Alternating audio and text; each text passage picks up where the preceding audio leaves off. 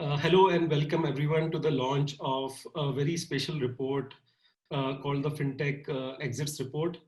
Um, First of all, a big thank you to Mushir and the FinStep Asia team, for inviting us to, talk about this report at the Virtual FinTech Fair. Incredible, lobby and experience at Virtual FinTech Fair so far. Thanks for putting it together. And we are very excited to share some of the findings of this report, which talks about the IPOs as well as M&A related exits that happen in the fintech space. I also have with me my colleague Vaibhav Mishra, who basically presided over this report, was the key man for everything from research to analysis to presentation. So for all the details of this report, he'll be taking us through it. But let me just say a few things to start with, and maybe Vaibhav, we can have the slideshow here.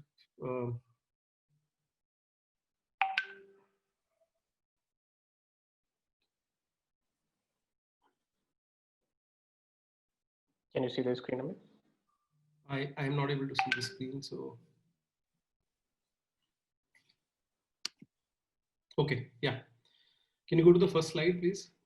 Yeah. Okay, great.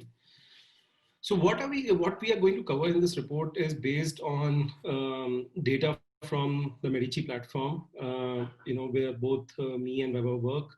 And what we do at Medici is through three different means and a technology platform, we are able to track fintech companies all over the world throughout the year, every day, every hour. So what we do is we have a listening engine which tracks these companies on an ongoing basis.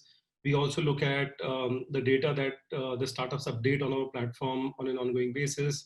And then we also have our analysts add color commentary and create this reporting layers, like this report.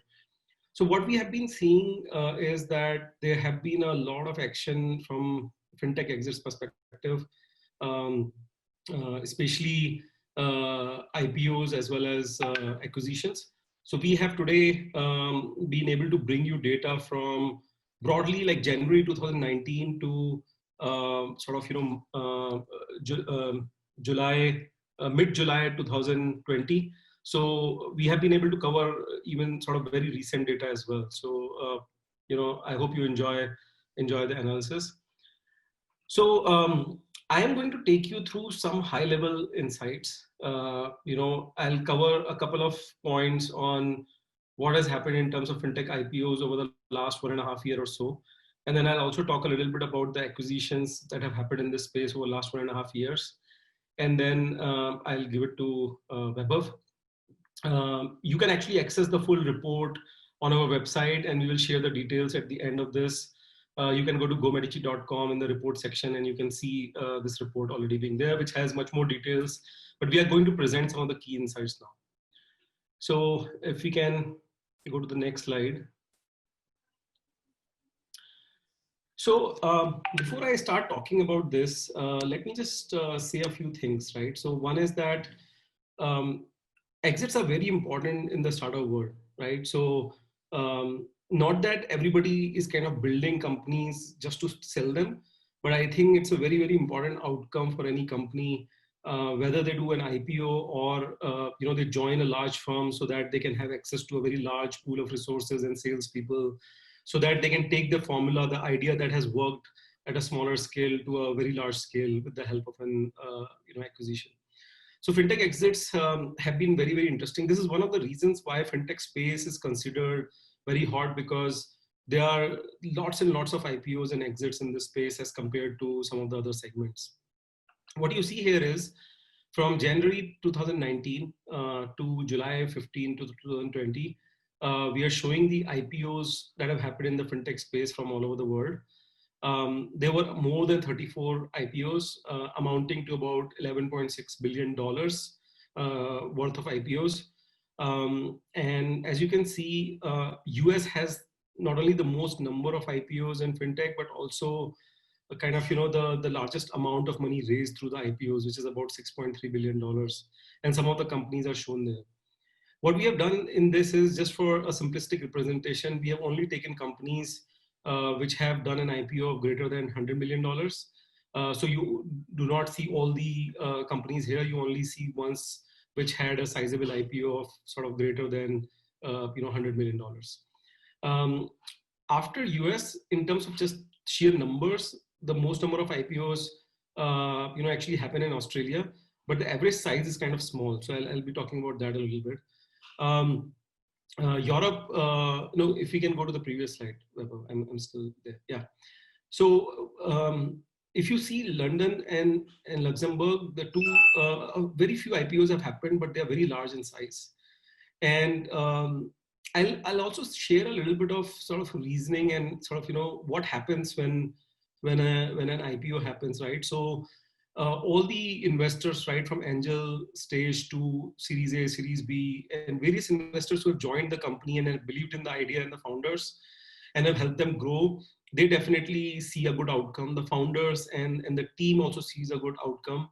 A lot of startups are not able to pay market salaries, but they sort of, depend on ESOPs. So this is a very good outcome overall for a startup, and many people sort of in the startup world dream of doing these kind of IPOs. If you see very closely, right, Asia seems to be kind of behind when it comes to IPOs. I will also talk about fintech exits. I think in Asia, especially like if you see a country like India, we had no sort of fintech IPO in the last 1.5 years. That it makes it harder for the companies to actually scale and raise money in public markets and so on and so forth. But in Asia, generally, I think we have seen less of it. I think US is terrific in terms of exits. I was just tweeting yesterday that a podcast gets sold for $100 million, the Joe Rogan podcast, and Money 2020, the fintech conference got sold for $100 million. So I think the exit market, especially through IPOs and M&As, is very, very good in US. And if we can go to the next slide.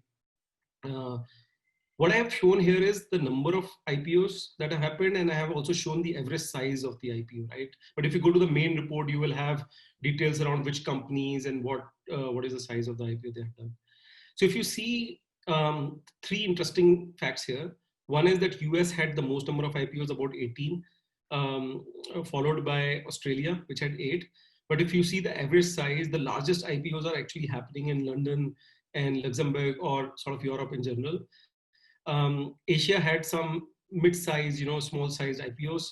And then there was one in Egypt, which was again small size. Now, Australia is kind of very interesting, right? So as a small company, ASX actually allows you to do an IPO. So there's a lot of smaller IPOs which happen, and nothing wrong about it. I think it's a great outcome for the companies there. But again, the frontier market for IPOs continues to be US, I guess. So my colleague Weber later on will deal into kind of more details about this, but let me also give an overview of the M&A section, the acquisitions which have happened in the next slide. Yeah, the next slide. Okay. So what we see in terms of M&A deals is that on an average, on a monthly basis, we see about 40 to 50 deals in terms of M&A every month.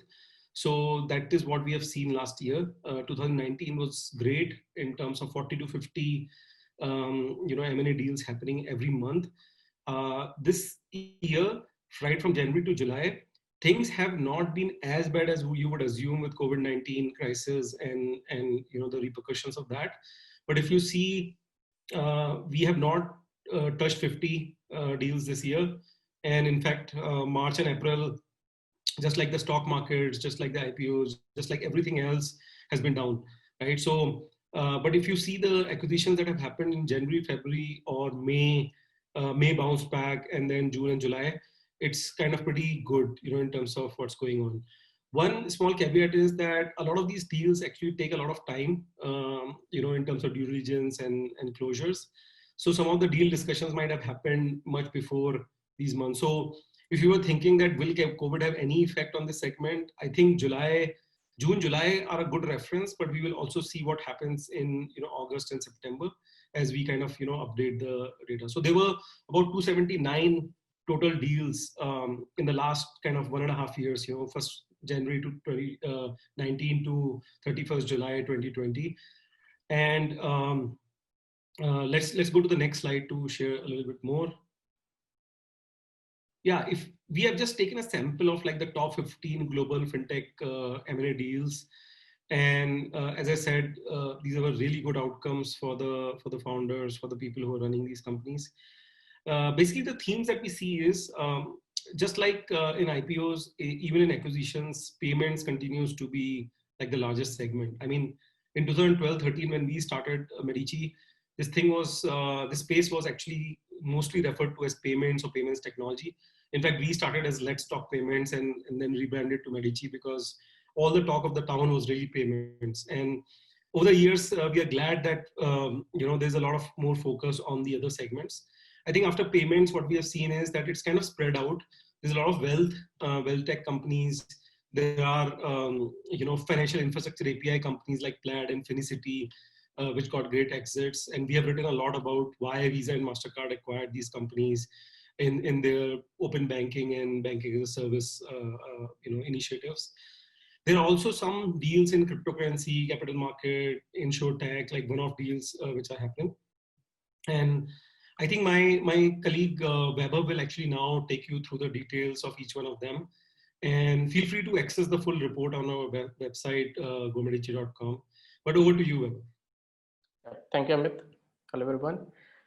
So let me walk you through about what is in the main report and what else we can share a bit more in details. So in the main report, you will find a bit more in terms of segmental analysis, geographic analysis of IPOs and M&A both.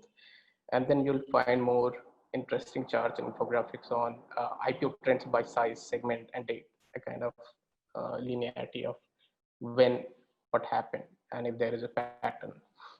So in M&A analysis, we will find a bit more about the acquirer side analysis and some of the top M&A deals, etc.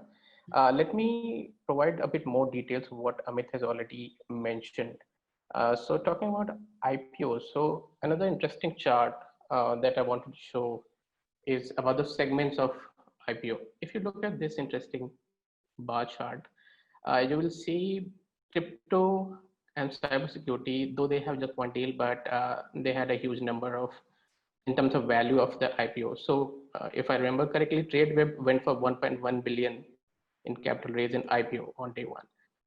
And CrowdStrike was around 600 million. So Tradeweb is one solution, capital markets, and CrowdStrike is cybersecurity.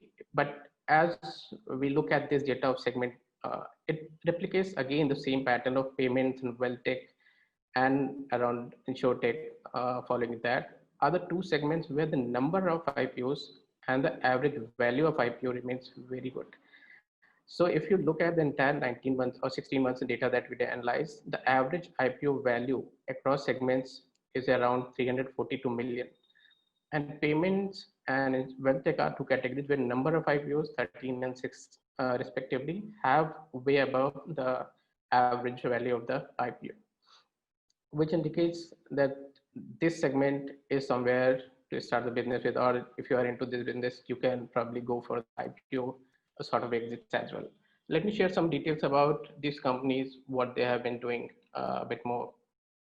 So for example, Tradeweb went for IPO. They are into the electronic marketplace, and they offer the electronic marketplace. While CyberStrike is a US-based company, they went for IPO this June, and they raised around 600 million, around 7 billion of the valuation. Next is again a payment company. They went on the Luxembourg Stock Exchange this year in 2019, I think, but I'll check this. And they were one of the highest payment IPOs. Another one is Free, which was again very interesting case of IPO. It was, I think, the second biggest IPO of Japan in 2019. So Japan is delivering other big unicorns in terms of IPO as well. So that a few of the interesting cases. Looking at one more interesting chart that explains a bit more in this would be in the main report, where you will find the entire value of each segment. For example, in capital markets 1.1, billion for just one deal, but in payments you will find around 400 uh, uh, million valuation for average of each IPO value. Similarly, if you want to see what else is coming for 2020 and early 2021, we have already seen the names of Marqeta, Affirm, and Ant Group coming up in the market. For example, Ant says that they may aim for 30 billion IPO by end of 2020.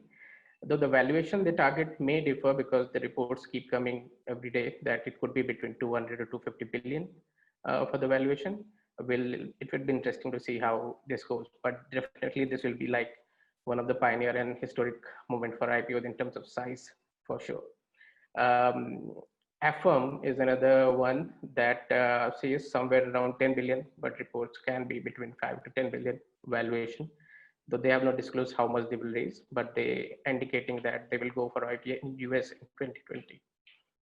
Marqeta is another one. They are currently valued by their last funding round around 4.3 billion, and they want to double their valuation in US IPO by first 2020, targeting around 8 billion valuation. These numbers may change depending on when they go for IPO and what sort of numbers they come up with.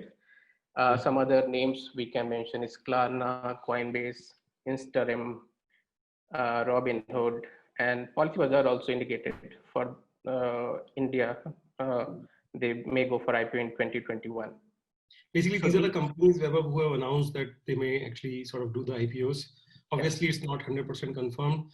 But I wanted to just quickly share a couple of things, Vaibhav, if you may allow that. One was that I was looking at, so Amazon became a $1 trillion company in about 25 years or so.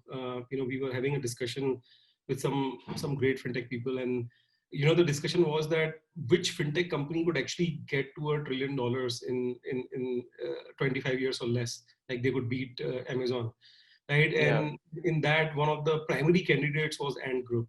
So a lot of people believe that they have been around since I guess they've floated around 2010 2014 timeframe, and then they have time over the next 10-15 years. If they can actually cross the $1 trillion mark, they would be faster than Amazon. So it will be very interesting to see that. Also, to your previous page, right, the comment that you made, payments and wealth tech remains to be like two very, very dependable segments in terms of IPO exits. And it's kind of, very interesting to see that trend. And a lot of people ask me like, why wealth tech, right? Like, because when you look at the funding space, you usually see that it's basically payments and, but there's a lot of lending and, other segments which also raise a lot of money from an investments perspective. But how come wealth tech sort of came out of the blue here in terms of IPOs? And we will also see that same thing in the M&A section as well. And there's a fascinating thing, right? Like when we talk about the M&As, I will share that insight. But go ahead, Vaibhav. Sorry. Yeah, thanks, Amit. So yeah, again mentioning about the wealth tech, for example, there's XP Inc., which is digital broker, and I think Brazil based. They went for IPO, which is above this average IPO size, which indicates that there is not just the numbers, but also the good IPO size that we have been talking about in this entire discussion. So yeah, after payments, I think wealth tech is something that is definitely a good place to watch for IPOs and M&A exits in coming months as well. And so let me move on to M&A side of this fintech exits and share something more on the thing that Amit has already shared. In terms of geographic distribution of total M&A deals, so we have analyzed 279 for 2020 only, up to July 31st. If you look at this again duplicates the IPO story that we have been talking about. So in the US, the total number of IPO accounts for around 45.9% of total IPO registered in 2020. Second to follow is UK, which is way lesser, but valuation and how much they got in terms of exit can differ here. They were around 10.8%. And after that, 3.6 in Canada and Germany are to follow these numbers. There are around 10 and 15 other countries that we have not plotted here to avoid the clutter. But for example, names that are not mentioned is Czech Republic, Denmark, Estonia, Finland. They are around 1% each, and others around account for 13% of the total IPO deals registered in 2020 so far. So US remains definitely one of the highest geography for in IPO deal counts as well. Let me also, in the main report, you will find a bit more interesting charts in terms of segment analysis. We have done who is acquiring, what sort of deals we have witnessed, and what is the linearity of these deals. So you will find those kind of numbers and a bit more interesting charts in the main reports. You can probably download. We will share the link after this. Next slide. In terms of payments, since we're talking about payments and WealthTech being one of the highest or the most attractive segments, so we thought to share a bit more about the payments. So in the payments exit slides, you can see a couple of examples. Is not definitely not exhaustive list, but a couple of interesting ones. For example, FIS acquisition by WorldPay, which was at 28x at 43 billion, which is kind of huge. And next one is SafeCharge acquisition of Nuvei, a Canadian processor company. This was again 23x in last year, August. So fintech, payments, WealthTech, and within payments, not just number deals, but the multiples that they are getting. It is very significant and worth note. In the main report, again, as I said, a bit more about details of the fintech payment exit is analyzed. We have covered a bit more about Visa and MasterCard, what they are acquiring. We have seen a bit more trend about how they are getting more inclined towards financial infrastructure API companies, for example, Visa's acquisition of Plaid and MasterCard's Finicity. So a bit more is there in the main report. Definitely very good, interesting charts to watch. Yeah. I think just to add, basically payment space, we have seen a lot of consolidation also happening. I mean, if you look at FIS or WorldPay or TSYS, all of these are actually very large companies on their own, but they are kind of, coming together for geographic expansion or from a product line expansion. And some of these details we have in our blogs and, in other places, but it's kind of very fascinating to see the kind of EV multiples as well that we have seen in payments. Right. So Amit, this is where we will stop in the interest of time, and sharing the screen so that everybody can take a screenshot or go to the links, etc. See where to find. In Medici, GoMedici.com, you can go to the fintech exits URL, and you can find the report to be downloaded. This executive summary will be also available, and probably will share in further publication as well for you to download. And you can download the report, the main report, on the URL mentioned here, or you can scan the QR code right now. Yeah, the URL is gomedici.com/fintech-exits. So it's like we have simplified it. It's just a website /fintech-exits. You can scan the QR code. And as I was saying in the beginning, right, like, we have seen that a lot of WealthTech companies, also kind of see exits because I guess, a lot of big banks, FIs, and even tech platforms, want to acquire that functionality. I think it's very hard to make money as a pure PFM, a WealthTech company, and sort of scale it, massively. But what we have seen is that, for example, if you look at this company,